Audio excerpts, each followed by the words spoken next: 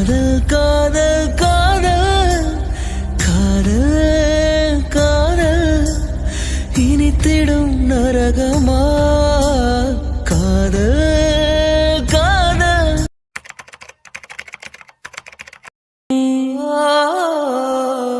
எந்த பெண்ணும் அதிசய விண்கலம் போக போக புரிகின்ற போர்க்களம் ஒன்று செய் இப்போதே உள்ளெஞ்சை உடைய செய். நீங்க என்ன பண்றீங்க? உங்களை பார்க்க தான் வந்தேன். என்ன பார்க்கவா? இந்நேரத்துலயா? உங்களுக்கு கொஞ்சமாவது அறிவு இருக்கா?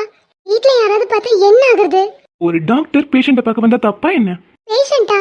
யாரு? வீட்ல எல்லாரும் நல்லா தான் இருக்காங்க. நீங்க யாரு சொல்றீங்க? ஏங்க உங்களை தான். டாலுக்கு என்னாச்சு? மண்டையில அடிபட்டதுல பழசுதான் மறந்துச்சுன்னு பார்த்தா லூஸ் ஆயிட்டாரோ? இல்ல பேஷண்ட் கூட இருந்து எல்லாரையும் பேஷண்டா பாக்குறாரா? என்னங்க ஏதோ சீரியஸா யோசிச்சுட்டே இருக்கீங்க? இல்ல ஹாஸ்பிட்டல் பேஷண்ட்னு இருந்து எல்லாரையுமே பேஷண்டா பார்க்க ஆரம்பிச்சிட்டீங்களோ? என்ன தேஜு விளையாடுறீங்களா? உங்களுக்கு தான் உடம்பு சரியில்லைன்னு வந்திருக்கேன். நீங்க என்னடானா இப்படி எல்லாம் பேசிட்டு இருக்கீங்க? எனக்கு உடம்பு சரியில்லையா? யார் உங்ககிட்ட அப்படி சொன்னா? தேஜு இன்ஜெக்ஷன்லாம் போட வலிக்காதுங்க. நீங்க அதுக்கு பயந்து தானே போய் சொல்றீங்க. சரி இருங்க கொஞ்சம் செக் பண்ணிடலாம்.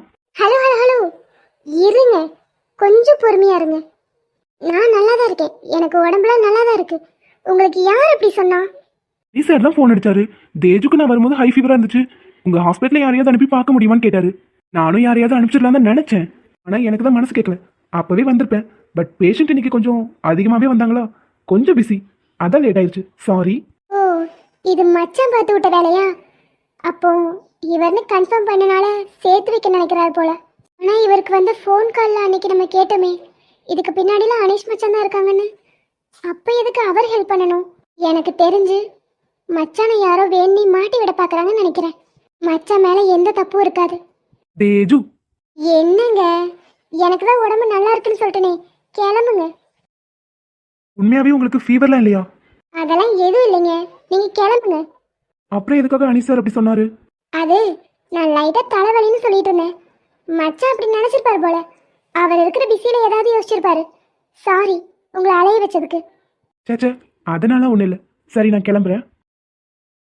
ஒரு நிமிஷம். சொல்லுங்க தேஜு. நீங்க வேற மாதிரி கூப்பிட்டீங்கல்ல, அப்படி கூப்பிடுங்க. எப்படி கூப்பிட்டேன்? தேஜுன்னு கூப்பிட்டேன். இல்ல இல்ல, வேற ஒரு நேம் சொல்லி கூப்பிட்டீங்கல்ல. ஓ தேஜுஸ்டின்னு கூப்பிட்டுருப்பேன். அது இல்லைங்க, வேற மாதிரி. உங்களை எப்படி கூப்பிடணும்னு சொல்லுங்க, அப்படியே கூப்பிடுவோம். வந்ததும் நீங்க ஒரு நேம் சொன்னீங்க, உங்களுக்கு ஞாபகத்துல இல்லையா? இல்லையே, சாரி. ஸ்ரீமா, இப்படி நீ கேட்கறதும் நல்லா தான் இருக்கு. உண்மையாவே ஞாபகத்துல இல்லையா? இல்லைங்க.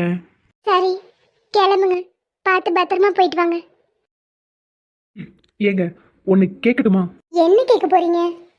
இல்ல ஆரம்பத்துல ரொம்ப அளவா தான் பேசுவீங்க, இப்பவும் அப்படிதான் இருக்கீங்க. ஆனா என்ன திடீர் மாற்றம்? என்ன மாற்றம்? நான் எப்பவும் போலதான் இருக்கேன். கோவில வச்சு குங்குமம் வச்சு விட்டேன், அப்பவும் நீங்க தடுக்கல. எதுவுமே சொல்லாம சாதாரணமா பேசுறீங்க. இதெல்லாம் நான் எப்படி எடுத்துக்கிறது? எப்படி வேணாலும் எடுத்துக்கோங்க. என்ன பொறுத்த வரைக்கும் ஜஸ்ட் ஃப்ரெண்ட்ஷிப், அவ்வளவுதான். அவ்வளவுதானா? வேற என்ன? சம்திங் சம்திங் இல்லையா? நத்திங், ஒன்றும் இல்லை. தயவு செஞ்சு கிளம்புறீங்களா? சரிங்க. நீங்க உடனே மனசு மாறுறது கொஞ்சம் கஷ்டம்தான். உங்க சுச்சுவேஷன் எனக்கு புரிஞ்சுக்க முடியுது. நான் எவ்வளோ நாள் வேணாலும் வெயிட் பண்றேன். சரி நான் கிளம்புறேன்.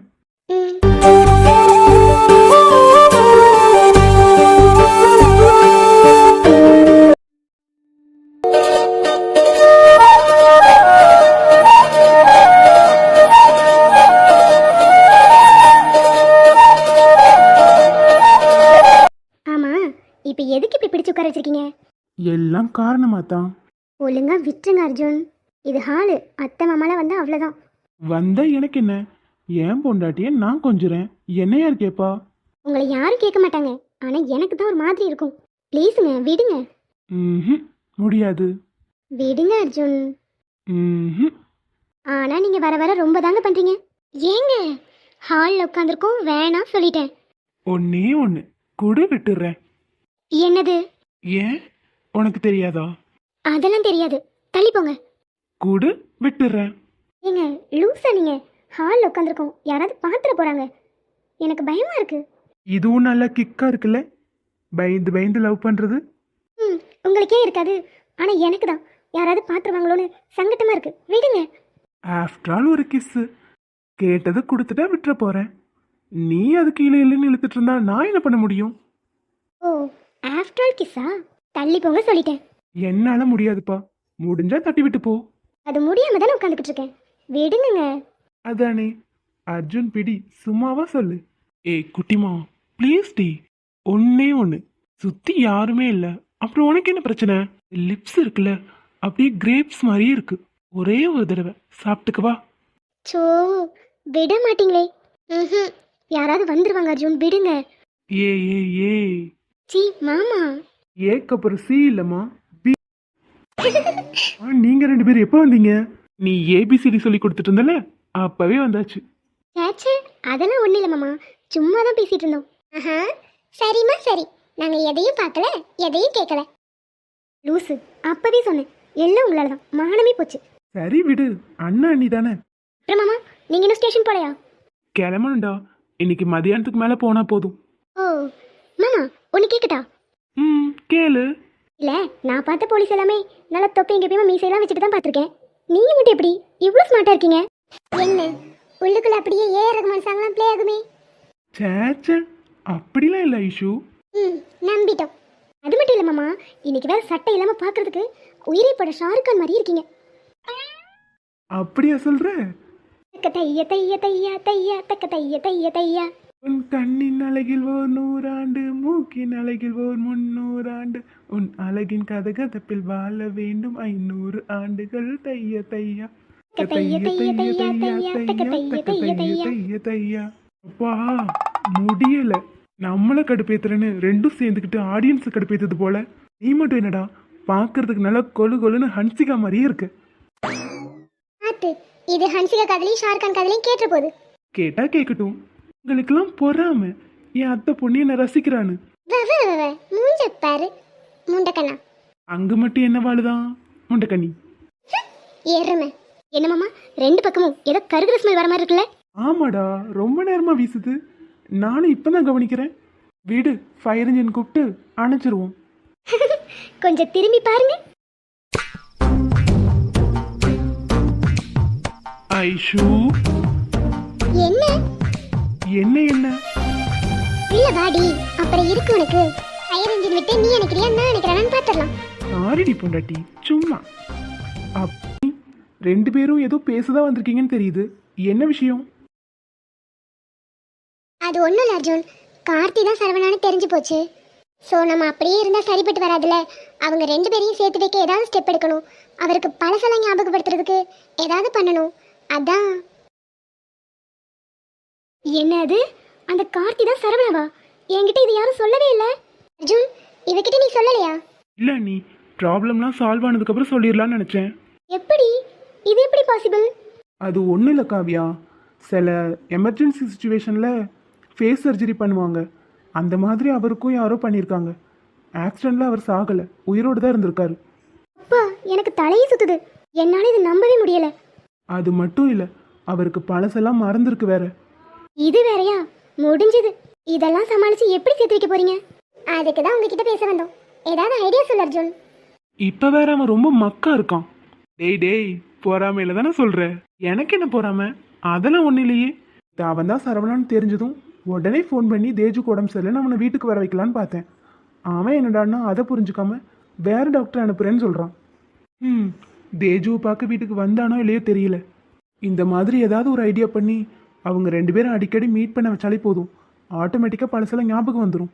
நம்ம ஏன் அவங்க லைஃப்பில் நடந்ததை ரீக்ரியேட் பண்ணக்கூடாது? ரீக்ரியேட்டா? அது எப்படி பண்ணுறது? அதாவது குட்டிமா, அவங்க ரெண்டு பேரும் ஃபர்ஸ்ட் எங்கே மீட் பண்ணாங்க, அதுக்கப்புறம் எங்கெங்கெல்லாம் மீட் பண்ணிக்கிட்டாங்களோ எல்லா இடத்துக்கும் நம்மளே அவங்கள கூட்டிகிட்டு போய் பேச வைக்கலாம். அதே மாதிரி அட்மாஸ்பியர் திரும்பவும் நம்ம ரீக்ரியேட் பண்ணோம்னா ஓரளவுக்கு ஞாபகம் வர வாய்ப்பு இருக்குல்ல. எனக்கு தெரிஞ்சு அதை ஆல்ரெடி தேஜு பண்ணிட்டு தான் இருப்பா. ஏன்னா இப்போலாம் அவர் கூட தான் அதிகமாக டைம் ஸ்பெண்ட் பண்ணுறா. அப்போ வேற வழியே இல்லை, அவருக்கே ஞாபகம் வந்தாதான் உண்டு. வேணா ஒன்று பண்ணலாம், அவரையே திரும்பவும் லவ் பண்ண வச்சு கல்யாணம் பண்ணி வச்சிடலாம். அவருக்கு ஞாபகம் வந்தாலும் சரி வராட்டி சரி, அவர் கூட தான் வாழ்வா. இல்லை இல்லை, அவருக்கு ஞாபகம் வராமல் தேஜு அவரை முழுசாக ஏற்றுக்க மாட்டா. எனக்கு தெரிஞ்சு என்னதான் அவள் மனசை நம்பினாலும் அவளுக்குள்ள ஒரு குழப்பம் இருக்கும். அவரா வாயை திறந்து உண்மையை சொன்னதான் உண்டு. நீங்க எல்லாரும் கன்ஃபார்ம் பண்ணிட்டீங்க, எவிடன்ஸும் இருக்கு. அதுக்கப்புறம் என்ன? இருந்தாலும் அவளுக்குன்னு ஒரு மனசு இருக்குல்ல. இத்தனை நாளா இறந்துட்டாருன்னு நினைச்சிட்டு இருந்த ஒருத்தர் திடீர்னு வந்தா நம்மளாலேயே அந்த ஷாக்கிங்கை தாங்கிக்க முடியல. அவளால எப்படி தாங்கிக்க முடியும்? எல்லாரும் இப்படி யோசிச்சு பாருங்க. நீங்க எல்லாரும் கன்ஃபார்ம் பண்ணியிருந்தாலும் ஒருவேளை இதுவும் அவரோட பிளானா? என்னடி இப்படி குழப்புற? இல்ல மாமா, அந்த கார்த்தி அன்னைக்கு நம்ம ஃபர்ஸ்ட் டைம் வீட்டில் பார்த்தோமே, அப்பவே எனக்கு தெரிஞ்சிச்சு அவர் ரொம்ப தேஜுவை லவ் பண்றாருன்னு. யோசிச்சு பாருங்களேன், இப்ப கூட உங்க எல்லாரையும் தான் தான் சரவணான்னு அவர் நம்ப வச்சுட்டு இருந்தா. குழப்பத்தின் குருவே, நீ கொஞ்சம் வாய மூடுமா? இப்பதான் இருக்கிற கன்ஃபியூஷன்லாம் தீர்ந்து ஒரு முடிவுக்கு வந்திருக்கு. திரும்பவும் ஆரம்பிச்சு விடாத. இல்ல, அப்படி இருந்துச்சுன்னா ஒருவேளை எல்லாரும் என்ன ஆவீங்கன்னு யோசிச்சு பார்த்தேன். எல்லாரும் ஏமாந்து அவனை கொண்டு போய் தேஜுக்கு கட்டி வச்சிருவீங்க. அப்புறம் ஃபைனலா உண்மை தெரிய வரும்போது எல்லாரும் ஃபீல் பண்ணுவீங்கல்ல, அதுக்கு தான் சும்மா ஒரு வார்னிங். அப்படிலாம் இருக்க வாய்ப்பு இல்லை. நான் எல்லாத்தையும் நல்லா விசாரிச்சுட்டேன். அண்ட் இதுக்கு பின்னாடி யார் இருக்கான்னு கூட எனக்கு தெரியும். ஆமா காவியா, எனக்கு தெரிஞ்ச அவரோட வார்த்தையில ரொம்ப உண்மை இருந்துச்சு. அவர் உண்மையை தான் சொல்லியிருக்காரு. யாரு? அச்சச்சோ, அண்ணி வளர்றாங்க. நானும் அண்ணியும் போய் தனியாக விசாரிச்சது இவனுக்கு தெரியாதே. ஆமா, யாரு யாரு உங்ககிட்ட சொன்னா? எனக்கு தெரியாம நீ போய் தனியாக விசாரிச்சியா என்ன? அச்சச்சோ, வளரிட்டுமே. அதெல்லாம் ஒண்ணு இல்ல. நான் என்ன சொன்னேன்? அவருன்னு சொன்னதை நான் ஒண்ணுன்னு சொன்னேன். இல்லை ஐஷுமா, நீ அவருன்னு சொன்ன. வேற யாரோ உங்ககிட்ட இந்த விஷயத்த சொன்ன மாதிரி சொன்னேன். இல்ல இல்ல, நான் அப்படிலாம் சொல்லல. நீ சொன்னதை தான் நான் அப்படி சொன்னேன். என்ன நீ அவர் இவரெல்லாம் மரியாதையை சொல்ல மாட்டியே? இல்ல இல்ல, நான் ஒன்னதான் சொன்னேன். அப்பப்போ எங்களுக்கும் மரியாதை கொடுக்க தெரியும்டா. டா, நல்ல மரியாதை. சரி விடு. ஐஷு, எனக்கு தெரியாம எதுவும் பண்ணிட்டு இருக்காத. தேவையில்லாத பிரச்சனையில சிக்குவ. ஓகே. அப்புறம் மாமா, அதெல்லாம் விடுங்க. டெய்லி ஒர்க் அவுட் பண்ணுவீங்களா இல்ல ஒரு நாள் விட்டா? இவ்வளவு ஃபிட்டா வச்சிருக்கீங்க. அட இவ ஒருத்தி. ஏய், நீ ஃபர்ஸ்ட் சட்டையை போட்டு வாடா. என்ன இசக்கா, எனக்கு போகதான் உங்களுக்கு மிச்சம். ஏன் மாமாவோட சைட் வைக்க கூடாதா என்ன? அடிடி அடி, கண்ணை ரெண்டையும் பிடுங்கி காக்காக்கு போட்டுருவேன். பொறாம லைட்டா. மீனா, என்னைக்கும் விட இன்னைக்கு ரொம்ப அழகா இருக்கு. காலையிலே குளிச்சுட்ட போல. எருமை, என்ன அசிங்கப்படுத்தலைன்னா உனக்கு தூக்கம் வராதே. சரி மீனு, அதெல்லாம் விட அம்மு எப்படி கரெக்ட் பண்றதுன்னு ஒரு ஐடியா கூட. ஏண்டா, என்னை பார்த்தா உனக்கு எப்படி தெரியுது? புரோக்கர் வேலை பார்க்கப்படும்னு ஏதாவது என் நெத்தியில் எழுதியிருக்கா என்ன? அட என்ன மீனா, பொசுக்குன்னு இப்படி சொல்லிட்ட. நீ என் நண்பியா?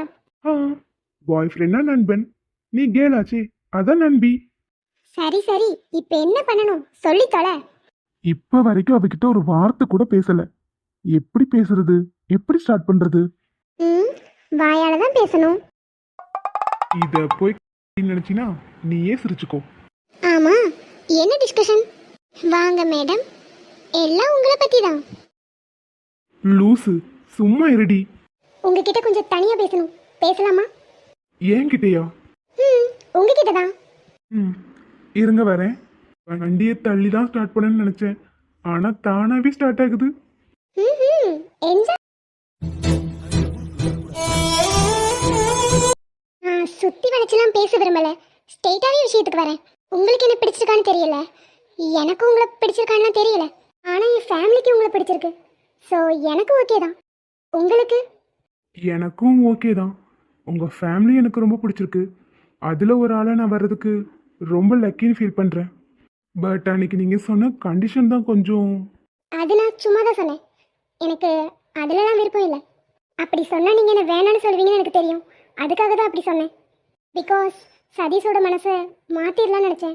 பட் அது முடியாது போல். அவன்கிட்ட பேசினதுக்கப்புறம் தான் ஒரு கிளாரிட்டி கிடச்சிச்சு. நான் அவனை பார்க்குற மாதிரி அவனால் என்னை எப்பவும் பார்க்க முடியாது. என்னடா இவ்வளோ ஸ்ட்ரெயிட்டாக பேசுகிறாளேன்னு யோசிக்காதீங்க.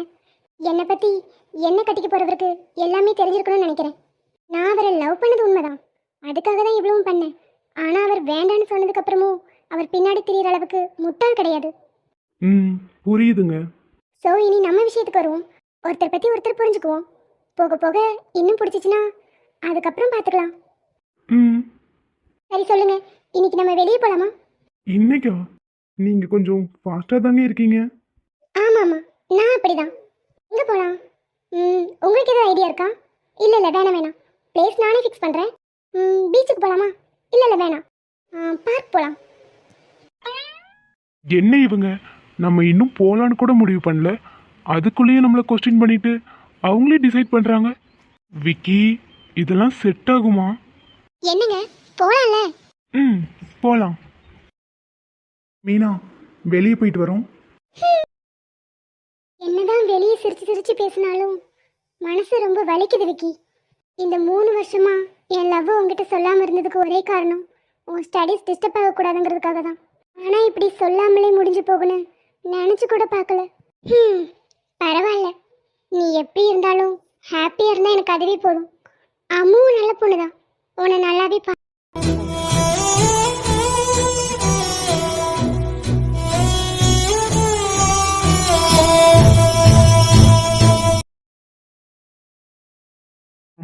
நீ யாரு?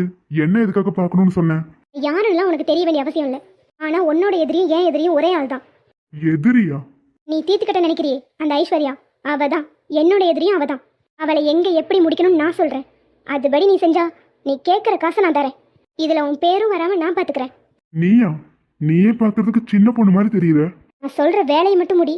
உனக்கு தேவையான பணம் உனக்கு கிடைக்கும். தேவையில்லாத கேள்வியெல்லாம் கேட்காத. என்ன டீல்? ஓகே.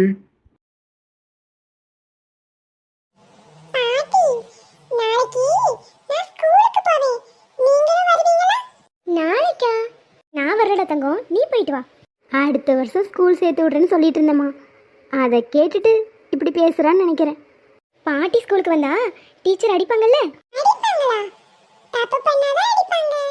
தப்பு பண்ணலனா யாரும் அடிக்க மாட்டாங்க. என்னம்மா? ஆமாடி பட்டு. சரி தம்பி, வீட்டுக்கு மூத்தவனி, நீ சொல்லு, அம்மு கல்யாணத்தை பத்தி என்ன நினைக்கிற? இதுல நான் சொல்றதுக்கு என்ன இருக்கு? அம்மு என்னோட தங்கச்சி தான். ஆனா இந்த விஷயத்துல எனக்கு அவ மேல உரிமை இல்ல. என்ன தம்பி இப்படி பேசுற? இல்ல பெரியமா, நீங்க எதுவா இருந்தாலும் அர்ஜுன் கிட்ட பேசிக்கோங்க. உங்ககிட்ட சொல்லியும் ஒரு பிரயோஜனமும் இல்லை. அம்மு என்ன சொல்றாளோ அதுக்கு அவன் அப்படியே தலையாட்டுறான். அவன் செய்யறதும் கரெக்டு தானே. சின்ன பொண்ணு மனசுல போட்டு என்னென்னத்தையோ போட்டு குழப்பிட்டு இருக்கா. அதனால கொஞ்ச நாள் ஃப்ரீயா விடுங்க, பாத்துக்கலாம். சரி, அதெல்லாம் இருக்கட்டும். காலையிலேருந்து நான் உங்களை பார்த்துட்டே இருக்கேன். நீங்கள் என்ன ஸ்டோர் ரூம் பக்கம் அடிக்கடி போயிட்டு வரீங்க? எனக்கு தெரியாமல் ஏதாவது வேலை பார்க்குறீங்களா என்ன? ஆமா ஆமா, உனக்கு தெரியாம ஒரு அழகான ஃபிகரை தள்ளிட்டு வந்து உள்ள வச்சிருக்கேன். நீங்கள் செஞ்சாலும் செய்வீங்க. இரு வந்துடுறேன். இவருக்கு என்னாச்சு? எதையோ நம்மக்கிட்ட இருந்து மறைக்கிறாரு. ஆனால் என்னன்னு தெரியல. சூர்யா இப்படிலாம் நடந்துக்கிட்டதே இல்லையே.